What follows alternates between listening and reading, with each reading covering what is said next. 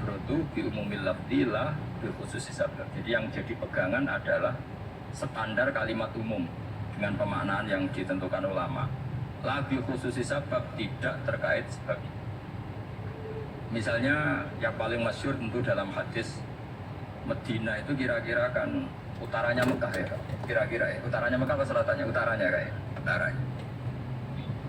Dulu penduduk Medina itu kalau bikin kloset itu, pokoknya kalau qadul hajat itu menghadap ke utara atau selatan. Terus kata Rasulullah, kalau kamu sedang qadul hajat, sedang buang kotoran tuh, jangan menghadap Ka'bah, juga jangan membelakangi Ka'bah. Itu Nabi redaksinya unik, walakin syarriku au gharibu. Tetapi kamu menghadap barat atau menghadap timur. Itu semua riwayat walakin syarriku au gharibu, tapi kamu menghadap barat atau timur.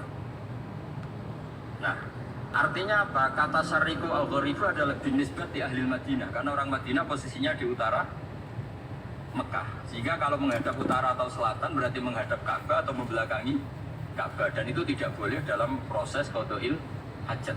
Asbab kotoran. Terus Nabi memerintahkan menghadaplah barat atau ke timur. Nah, al-ibratu bi umumil lafzi la bi khususi sabab juga direvisi oleh ulama begini, kecuali sebab itu ada elat. Maka kalau demikian yang dimenangkan elatnya bukan teknya. Saya ulang lagi, yang dimenangkan elatnya bukan teknya. Kayak tadi di hadis itu kan Nabi ngintikan apa? Tetapi menghadaplah barat atau menghadap ke timur. Tentu orang Indonesia malah kalau itu kebalikannya. Orang Indonesia kalau ke barat atau ke timur kan malah menghadap Ka'bah atau membelakangi. Di sini pentingnya ijtihad. Dan ijtihad ini lazim, bukan harus Imam Syafi'i atau Imam Malik. Semua orang normal pasti tahu proporsi kalimat tadi. Karena ada aturan al-hukmu yaduru ma'ilatihi wujudan wajar. Itu seterusnya. Ini penting saya utarakan. Sehingga ketika Rasulullah sedekah dengan dinar dikasihkan fakir miskin atau dirham dikasihkan fakir miskin, pikirannya ulama adalah sedekah dengan mata uang yang berlaku saat itu, tidak selalu ditetapkan dinar atau dirham.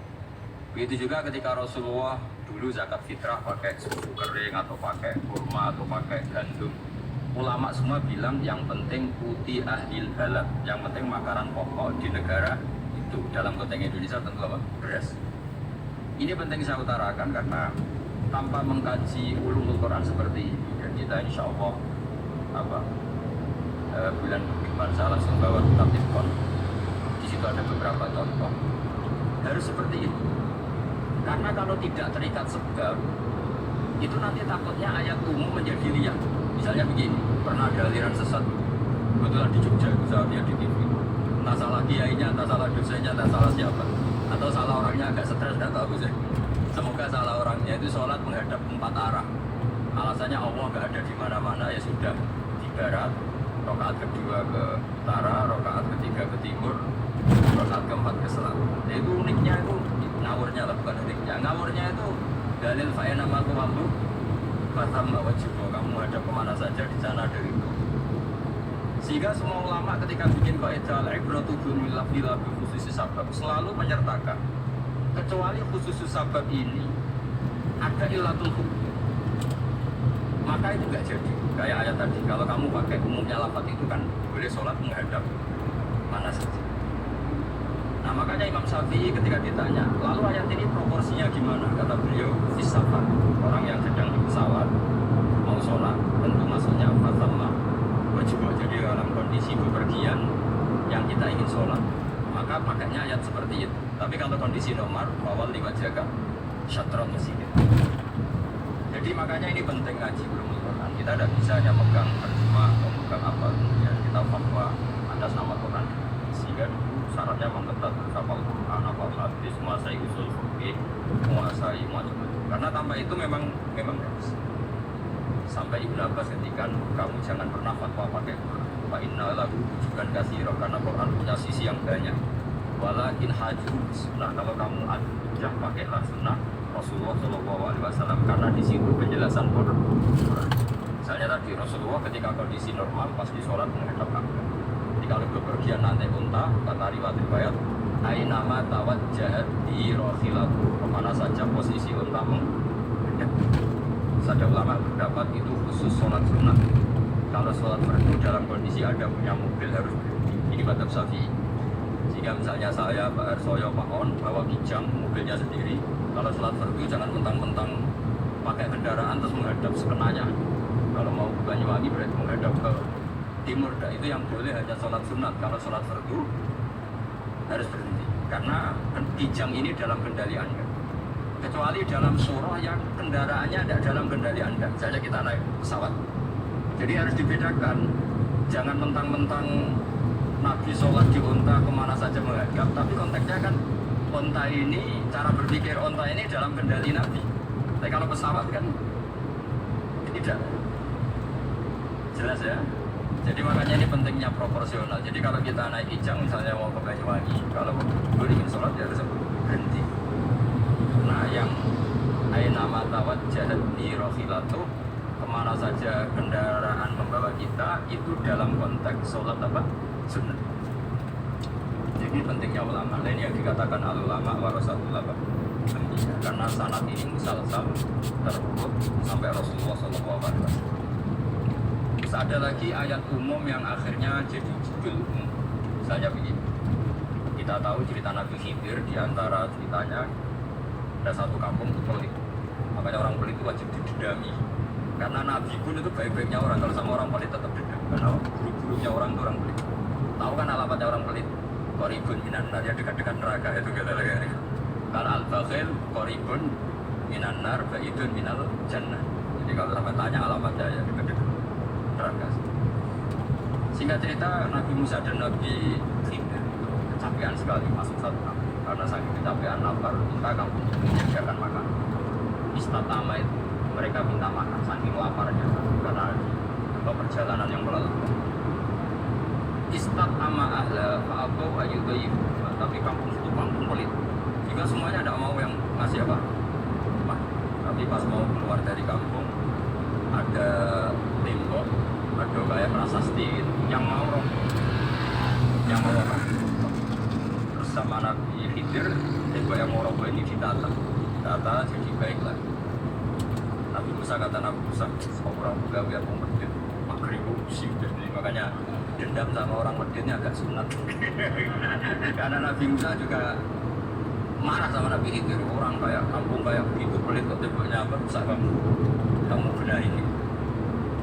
Terus Nabi Khidir menjawab, wa amal jidaru fa kana lil ulamaini yatimaini fil madinati wa kana tahtahukan sulahuma wa kana huma solihah. Begini loh, tembok ini adalah penyimpan harta untuk anak yatim. Bapaknya dulu itu soleh. Artinya terus dibabkan oleh ulama, babu ikromi sibyanil mu'minin, bab kita memuliakan anak-anak orang soleh. Sehingga dalam adat kita menghormati habib, menghormati bus, menghormati anak pahlawan, menghormati orang-orang yang dulu berjuang pada untuk upaya Indonesia. Karena di antara yang dipertimbangkan Nabi Khidir adalah wakana Abu Bakar Soleh. Tentu kita menghormati Prabu yang mendirikan bumi macam-macam. Ya tentu proporsional, tapi tetap saja dapat poin dulu atas nama putra pahlawan, putra orang-orang. Karena Nabi Khidir ketika mempertimbangkan alasannya wakana Abu Bakar Soleh. Separuh darah bukannya bahwa asyidul mawas takbijakan. Tentu Allah ingin kalau tembok ini roboh, kemudian kelihatan apa khazanahnya atau tabungannya, nanti dipakai orang-orang dolim. Kalau dipakai orang dolim, maka yang berhak tidak mendapat. Sama, negara ini dimerdekakan oleh para pahlawan supaya dikelola secara kesolehan, supaya dikelola secara orang dolim. Maka orang soleh semua harus ikut kompetisi dengan tanda kutip merebut. Karena apa? Tapi tentu tidak perlu chaos, tidak perlu anarkis, karena tentu kemerdekaan ini dibela-belain supaya kita jadi badan bayiban warobun. Sama pertimbangannya Nabi Khidir, kalau ini kebongkar tersibak pasti diambil orang-orang dan akhirnya yang yatim tadi tidak. Akhirnya dibabkan lagi di bab tertentu, bab menjaga harta supaya tidak dikuasai orang dolim. Jadi akhirnya menjadi sekian varian ilmu. Pertama, varian ilmu bab menghormati anak orang soleh, bab supaya harta ini tidak dikuasai orang dan seterusnya. Nah saya harapkan nanti dengan ulumul Quran kitab Itqan itu nanti aturan-aturan seperti itu tertanam pada, sehingga sebetulnya ulama fikih yang ngarang kitab sampai satu foto-foto itu sebetulnya ya normal-normal saja. Kalau sampean sudah mengkaji ilmu yang kayak saya kaji itu normal-normal saja. Misalnya begini, saya beri contoh ya. Orang munafik itu disifati Allah gimana? Wa idza qamu ila sholati qamu kusala. Orang-orang munafik adalah orang ketika mau sholat itu bermalas. Terus kitab Fathul Mu'in atau Fathul Wahab atau kitab semua kitab bikin judul gini.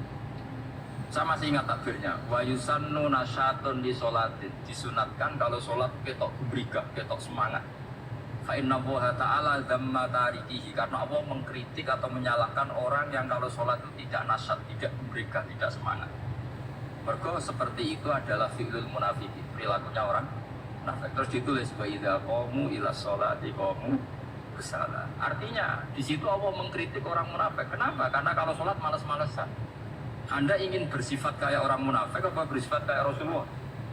Tentu ingin seperti Rasulullah. Kalau ingin seperti Rasulullah ya wasari'u ila maghfiratin min rabbikum. Kalau ada kebaikan harus cepat-cepat, harus disegerakan. Nah, sehingga nanti babnya ya sudah tidak tentang orang munafik. Babnya begini, babul musara'ah ilal khairat wa tarkil kasdi. Bab bergesa-gesa atau bergegas dalam kebaikan dan meninggalkan malas. Jadi tidak lagi tentang sholat, tapi tentang kebaikan apa saja. Jadi kalau kamu punya hutang bisa nyaur jam 7, nyaur jam 9, pasti disalahkan Allah. Karena bisa saja dalam 2 jam ini kita mati. Paham ya? Begitu juga kalau kita sholat bisa awal waktu, kenapa tidak awal waktu? Meskipun akhir waktu ya dibeli. Itu ya tadi, babnya ya tentang wa idza qamu, orang munafik itu ya seperti itu. Akhirnya apa? Ayat ini turun tentang orang munafik, tapi pemaknaannya ini disaksikan apa? Orang-orang tua kita ini ada Pak Soya, ada Pak. Pemahaman ini harus dikawal dan ini tradisi lama. Saya pastikan di pondok-pondok atau di Al-Azhar di mana saja Itqan itu dipakai disertasi dokter. Jadi kalau betul nanti kita mengkaji itu sudah dokter semua, dokter tafsir semua, dadaan maksudnya. Okay. Memang itu mau tidak mau dan itu mudah sekali. Saya ulang lagi itu mudah sekali. Kenapa kata Imam Syafi'i fa innal uqula mutaratun ila qabril haqqi, karena akal itu dipaksa untuk menerima kebenaran. Ciri utama kebenaran kata Rasulullah matma'an nabi, jadi menerima itu pasti clear. Makanya disebut kebenaran itu ma'ruf, mudah dikenali.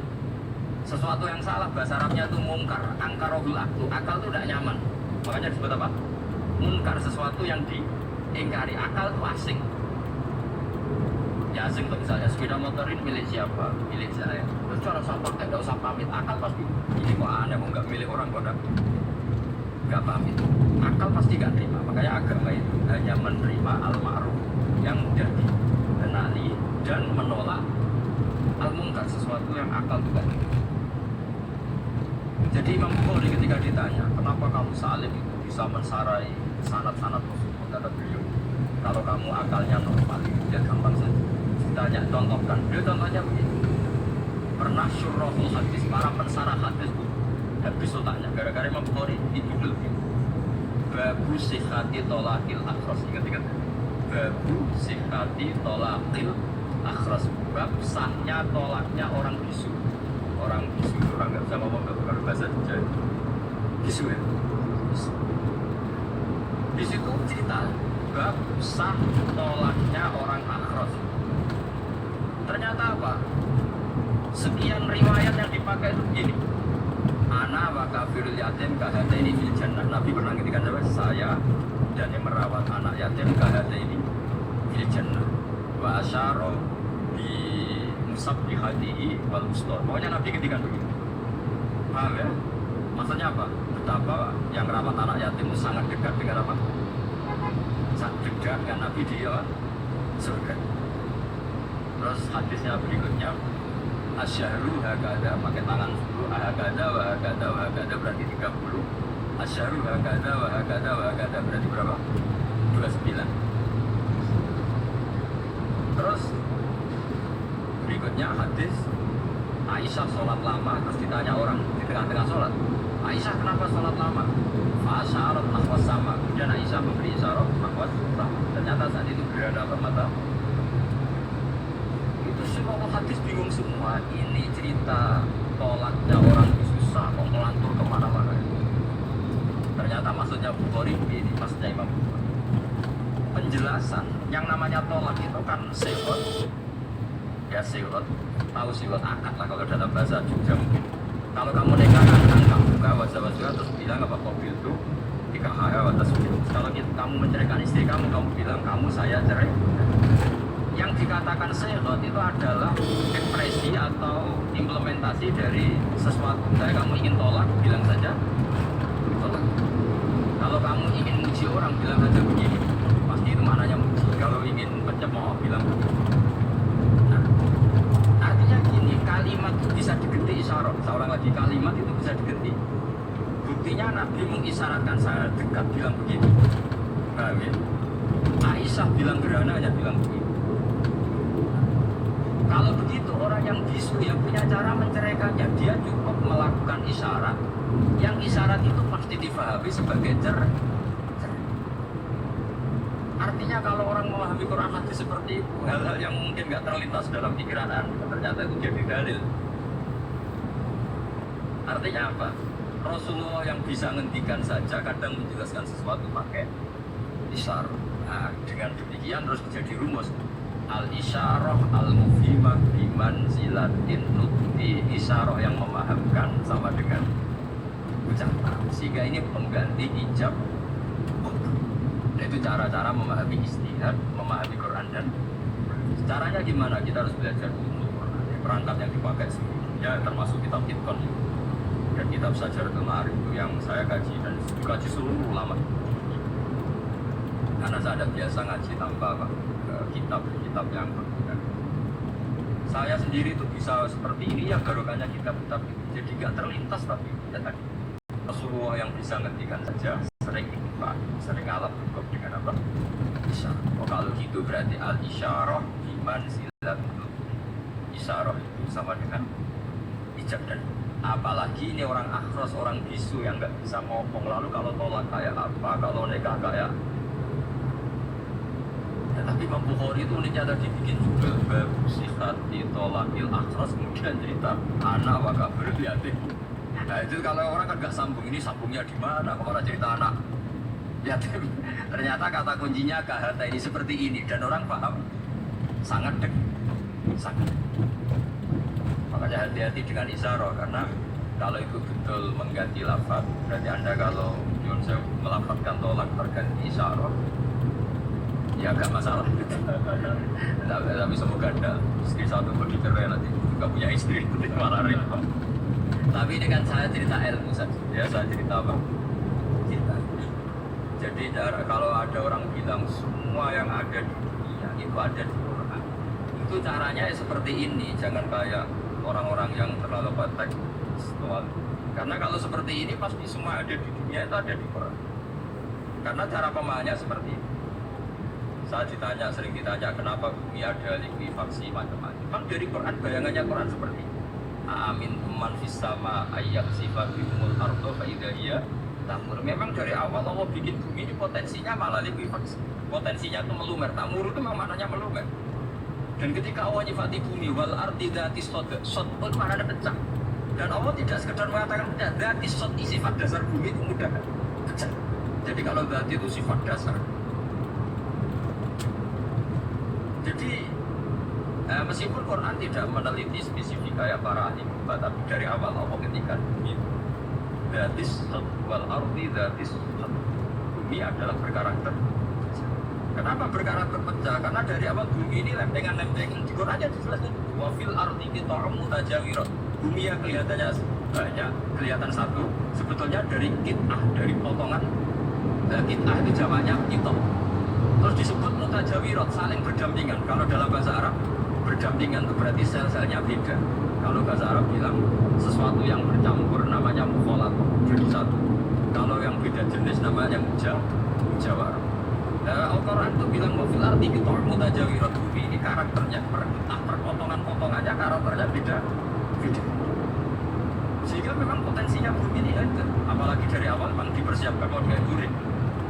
Makanya gak usah takut kiamat, memang rencana Tuhan mau dihancurin. Hanya sama takwa saja kalau ingin mengerti menghentikan penghancuran ini tidak bisa. Sudah dalam percaturan pasti di. Makanya kalau orang sufi ditanya kenapa tidak bangun rumah, mana aja mau rencana nggak bikin usaha patah tapak nanti juga hancur.